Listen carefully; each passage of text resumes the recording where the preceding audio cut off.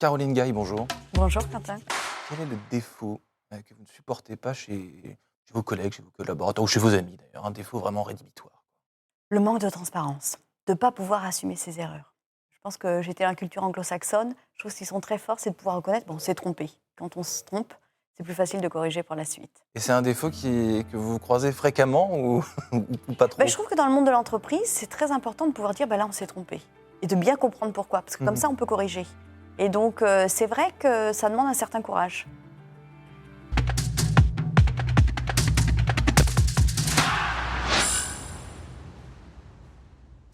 Bonjour à tous et bienvenue au Talk Dessineur du Figaro, avec aujourd'hui en face de moi Caroline Gaye, qui déteste le manque de transparence, directrice générale d'American Express en France, une société américaine pour laquelle vous travaillez depuis presque 23 ans, donc c'est une loyauté incroyable, ça se raréfie, ça, la loyauté aujourd'hui, le cadre, il a la bougeotte, quoi. Il a envie d'aller de boîte en boîte. Vous êtes toujours là, depuis 23 ans. Écoutez, quand on a la chance de pouvoir tester des nouveaux métiers au sein d'une entreprise, et où on trouve qu'on peut se développer. Quand on nous donne sa chance. Exactement, c'est très important, et où aussi l'entreprise a un sens, parce que nous on est dans les services financiers, donc c'est un plaisir de pouvoir continuer d'évoluer dans ce cadre-là. Alors dites-moi, le American Express, donc on le disait en off là tout à l'heure, c'est une boîte qui a été créée en 1850, les premiers bureaux à Paris c'est 1895. On est loin du paiement sans contact et des concerts à l'Accor Arena et ce genre de choses. Oui, alors 1850, en effet, vous ouvrez Lucky Luke à la maison et vous verrez que Wells et Fargo, c'est les diligences. Et ce sont eux qui ont donc inventé ce service pour transporter en fait, des biens et des services en toute confiance et sérénité. Ensuite, les clients américains, ils voulaient voyager, donc on a inventé les traveler checks. Donc ils signaient leur traveler check aux États-Unis. Puis comme ça, quand ils venaient à Paris, donc en effet, premier bureau en 1895, ils pouvaient récupérer leur argent en toute confiance et sécurité. Et ensuite, quand ils venaient à Paris, ils voulaient savoir qu'est-ce que je peux aller visiter, dans quel service. Donc, plus qu'un moyen de paiement, en fait, guide c'était touristique. Les services, voilà, ouais. tous les services autour, etc. Exactement. Et donc, tous les nouveaux qui rentrent chez American Express aujourd'hui, on leur dit, rappelez-vous de nos racines, parce que, bien évidemment, on est dans un autre monde, avec l'ère du digital, mais on est toujours un service innovant, où le client, c'est lui qui est roi, il faut qu'on se batte tous les jours pour qu'il soit satisfait, c'est pour ça qu'on existe, et en toute confiance et sécurité, autant de les données, à qui on les envoie, à qui on les donne. Nous, on ne vend jamais nos données. Donc tout ça, c'est des éléments clés qui sont toujours aussi vrais, plus de 170 ans après. On en reparlera tout à l'heure de cybersécurité, de données. Ça, pour le coup, c'est pas la même chose qu'il y a un siècle et quelques avec toutes les datas. Est-ce que ce côté romanesque d'American Express, vous avez cité Lucky Luke, les diligences, etc., ça transporte un peu? Est-ce que c'est quelque chose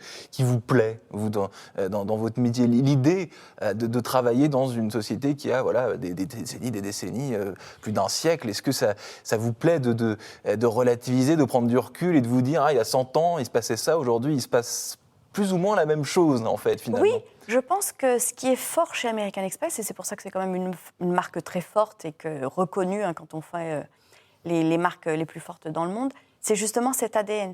On est une société de services financiers. On est là pour servir nos clients, que ce soit les clients particuliers, les petites entreprises, les grandes entreprises, les commerçants.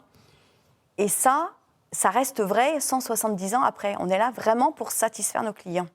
Vous êtes là pour satisfaire vos clients. Qu'est-ce qui a évolué dans la recette? Comment est-ce qu'on modifie, justement, à l'heure où il y a plein de start-up, de fintech, de concurrence, finalement, sur les moyens de paiement, etc.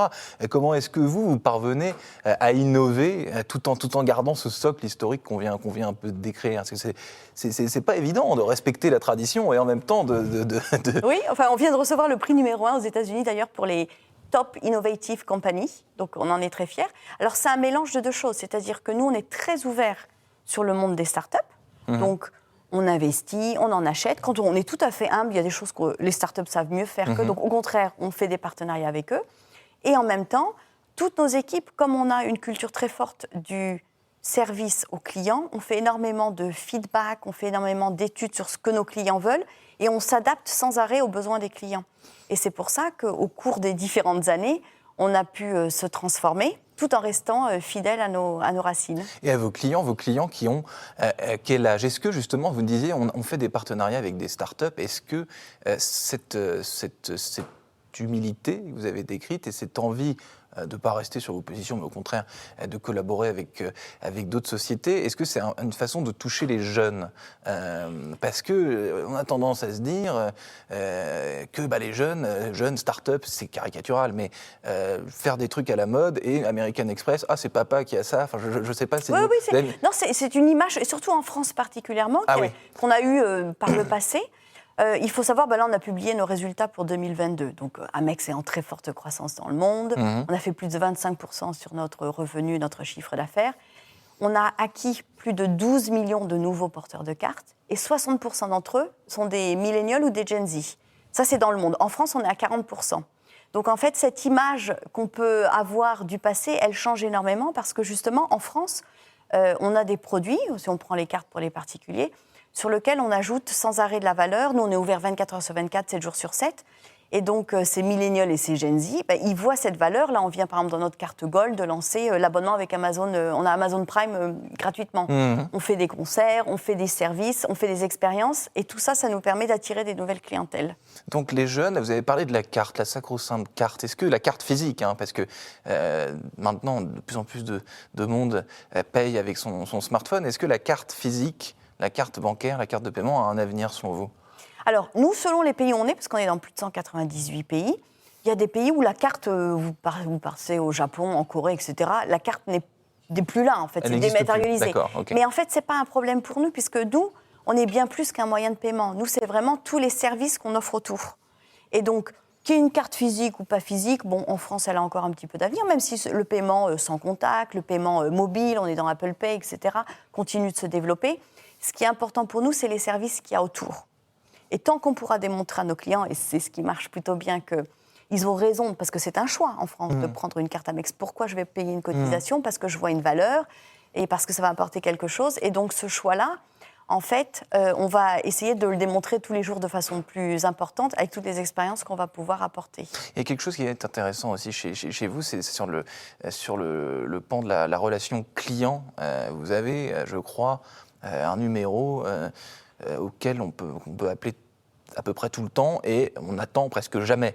Et à chaque fois, on a au téléphone quelqu'un de très poli, de très courtois, etc. Ça, j'imagine, c'est beaucoup de moyens. Parce qu'aujourd'hui, en termes de relations clients, on peut avoir des bots, de l'IA, du mail automatique, que sais-je, des tas de choses comme ça. Mais avoir une vraie personne au téléphone, j'imagine que c'est un effort à la fois financier, mais aussi qui correspond à des valeurs. Oui, tout à fait. Et nous, en fait, on n'oppose pas le digital et l'humain. Parce qu'on utilise de l'intelligence artificielle pour reconnaître notre client. On va faire des nouveaux développements très prochainement. On va pouvoir reconnaître la voix de nos clients. Mais en fait, tout ce digital est au service de l'humain. Et encore une fois, c'est vrai qu'on a des valeurs très fortes d'inclusion et de diversité. Et pour nous, c'est très important déjà de prendre bien soin de nos collègues pour qu'ensuite, ils prennent bien soin de nos clients. Et la meilleure façon, c'est de s'assurer que tous les collègues chez American Express soient notés sur la satisfaction client. Donc on peut être un commercial, on peut être un financier, on peut être au service clientèle. On a tous la même colonne vertébrale, le même objectif, c'est de faire en sorte qu'à chaque interaction entre le client et nous, il soit satisfait. Et c'est pour ça qu'on fait aussi beaucoup d'enquêtes, parce que c'est un processus continu d'amélioration de cette satisfaction. Donc, on ne peut pas les opposer les deux. On utilise les deux ensemble. On a parlé beaucoup des clients du côté externe. On va parler de l'interne un peu. Moi, j'ai tendance à penser que tout ce qui est finance, banque, etc., c'est encore assez masculin. Est-ce que vous qui êtes chez American Express depuis 23 ans, est-ce que vous me confirmez ça, oui ou non? Alors, nous, chez American Express, au niveau mondial, encore une fois, comme je le disais, on a eu notre premier PDG dans les années 90, c'était un Afro-Américain. Il est rentré à Wall Street, c'était le premier Afro-Américain. Et donc c'est lui, dès le départ, qui a dit on sert des clients très différents dans le monde entier, donc il faut s'assurer que pour bien les servir, il faut que notre workforce reflète exactement cette diversité. Donc nous, chez American Express, en France, et comme dans le monde, on est à parité. On vient d'ailleurs de recevoir le prix de Best Workplace, on était premier dans les services financiers, et Best Workplace for Women.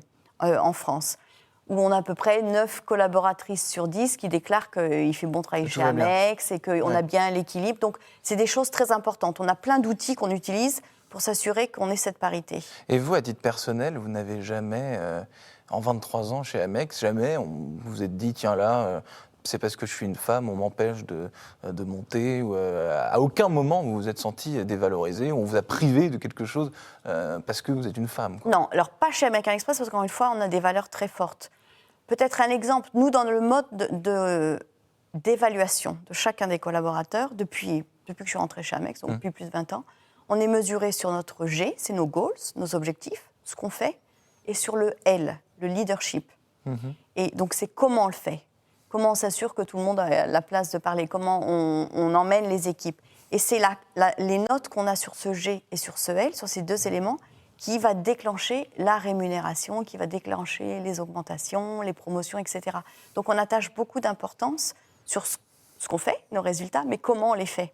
Et donc, c'est pour ça que j'ai la chance, en effet, chez American Express, comme beaucoup d'autres femmes, d'avoir pu me développer.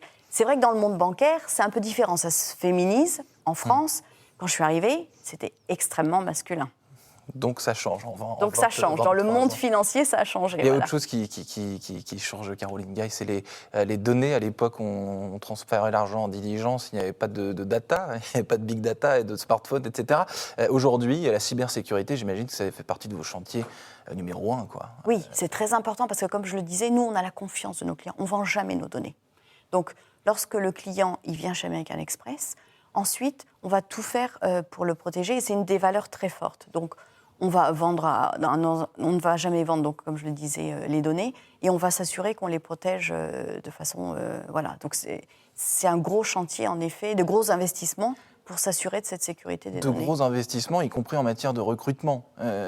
J'imagine que tout ce qui est data scientist, je ne sais pas quel métier exactement vous recrutez autour de ça, mais si la confiance part, il n'y a plus rien, quoi. Oui, tout à fait. Ouais. Et c'est pour ça qu'on a des équipes... Alors, la beauté, encore une fois, comme on est une société très, très inclusive, c'est qu'on a des data scientists du monde entier. On a des Indiens, on en a en Philippines, on en a aux États-Unis, on en a en France.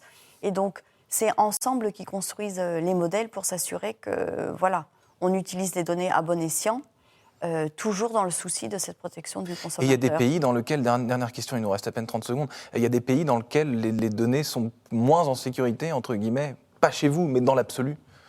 Pas chez American Express, parce qu'on est la chance d'être American Express, c'est qu'on est un groupe mondial, donc sur des plateformes mondiales, et c'est ainsi qu'on mutualise tous nos investissements. Donc, pour nous, c'est un programme mondial. Tout le monde est logé à la même enseigne. Merci infiniment, Caroline Gaye, d'avoir répondu à mes questions pour le Talk Décideur du Figaro. Je vous souhaite une excellente fin de journée. Je vous laisse aller prendre votre diligence à la sortie. Merci, Quentin.